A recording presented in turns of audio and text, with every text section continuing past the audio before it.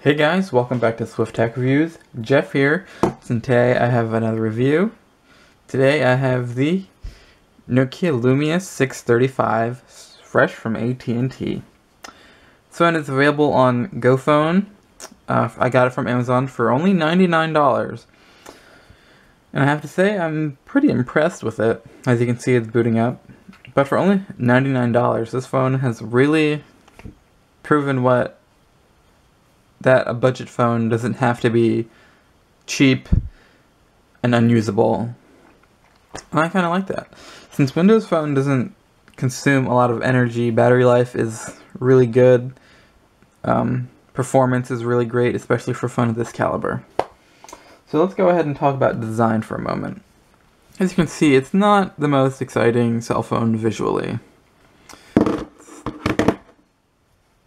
It's pretty, bare bones.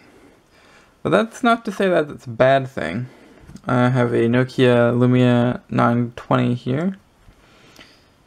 They're very different, but still, you can tell it's Nokia right off the bat. On the top, you have the headphone jack.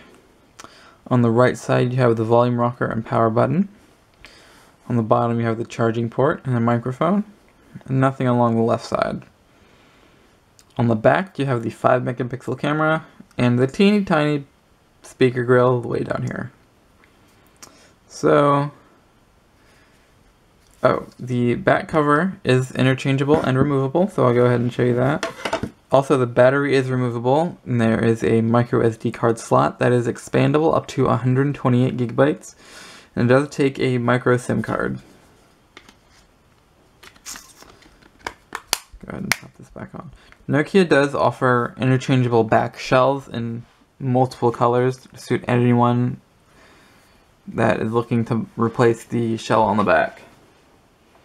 The display is 4.5 inches and it's really low res. It's not even quite 720p yet, but you know, on a screen this small, I don't really think an HD screen really matters all that much, because it will still have a high PPI. This is around 231, which is the equivalent of a 6-inch screen with a 720p display, and those generally tend to look pretty good, just as much. So, really great screen. It responds to touch input pretty accurately. It's pretty fast. Colors could be a bit better. As you can see, the pink here, I don't know how well that shows up on camera, but the pink is very pink that I have on here. And some other colors look good too, but they're definitely not as sharp as they would be if the screen was a little HD. Software-wise, this is the first phone running Windows Phone 8.1, and that's pretty cool because 8.1 includes a bunch of new features, such as these soft keys down here. These aren't capacitive buttons like on the Lumia 920 here. As you can see, they're capacitive. They're not actually on the screen. But these are pretty Android-like, as they're a part of the software and they change position and you can change the color. Pretty cool stuff there. But most importantly, you get the notification center with shortcuts that you can change up here. So right now I'm set to Wi-Fi, Bluetooth, camera, and screen brightness. As you can see in the top corner, also have the date and the battery percentage. So that's pretty cool. And a notification center pretty much just the way it works on iOS or Android. Also in 8.1 you get the new keyboard. Although it physically looks the same, software is a little different. So it's kind of like swipe. So just go from character to character. Hi, how's it going? That didn't come out so well.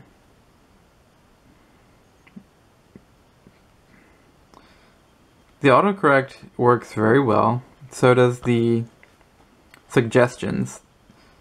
And that's really good, especially when you're typing quickly and you don't always have the chance to fix a misspelled word So it's nice that Windows Phone autocorrect will either do it for you or suggest something really close to it. One thing that I do want to talk about that I find is interesting and kind of cool is wallpapers. That is another addition to 8.1. I'll go ahead and show you that. Backgrounds.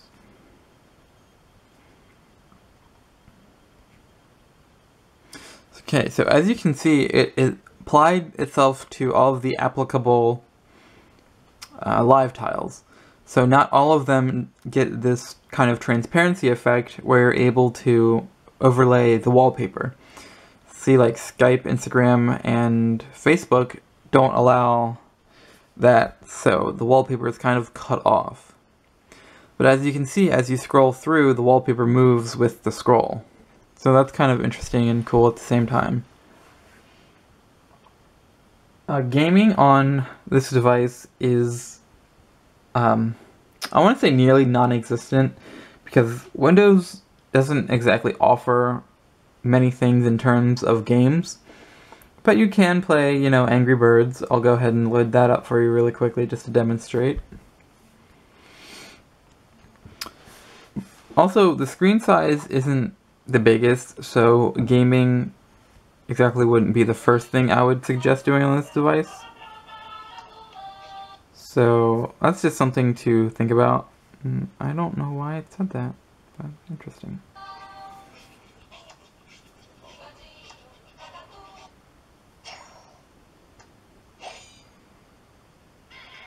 Okay, so zoom out.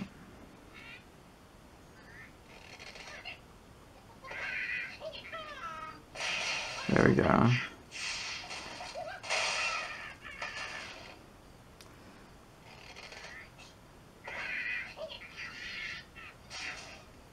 Gaming isn't bad, but because of the screen size, screen resolution, and the Windows Store app selection, there isn't really much there. But it is a capable phone, and it can play some games. But the average demographic for this phone, I don't think is going to be an avid, you know, cell phone gamer.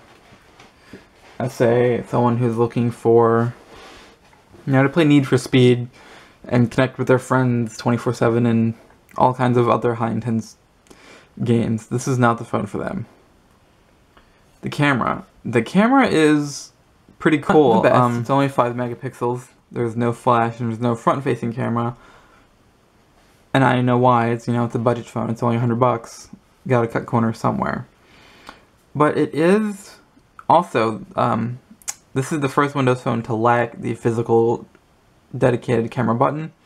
It's kind of a drawback, but I mean, I'm not gonna throw a fit over not having a camera button when you have quick access to the camera through the notification center. The camera's not bad. And because it's a Nokia, it does have all of the fun Nokia features.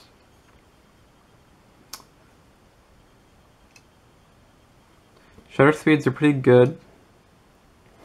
Photo quality isn't terrible either.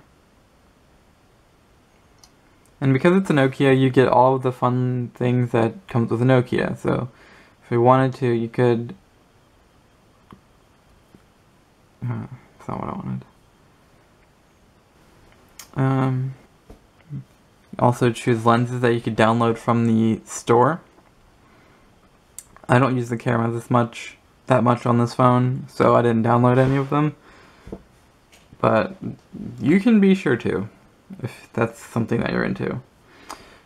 This phone does not have a flash, and that's kind of a hindrance for me. Most of my photos are taken, you know, at light or in low light, and flash would be nice, but